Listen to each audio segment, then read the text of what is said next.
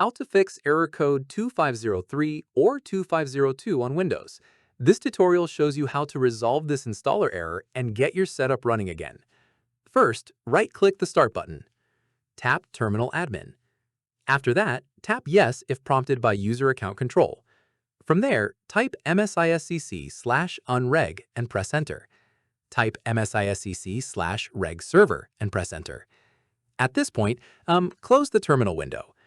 In the next step, right-click on the folder where your setup file is saved. Tap Properties. Go to the Security tab.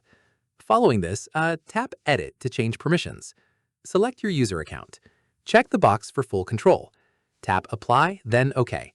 Once done, right-click the setup file again. Tap Run as Administrator. From here, if the error still shows up, open Settings. Tap Apps, then Installed Apps. At this stage, search for any leftover version of the program you're trying to install. Tap the three dots next to it and select Uninstall. Keep in mind, error 2503 and 2502 usually happen due to limited permissions on the Windows installer service or the temp folder, so running as admin fixes it in most cases. Finally, restart your PC and try running the installer again. And that's it. If this fix helped you resolve the installer error, give it a like, subscribe for more PC tutorials, and tap the bell icon for updates. See you in the next one.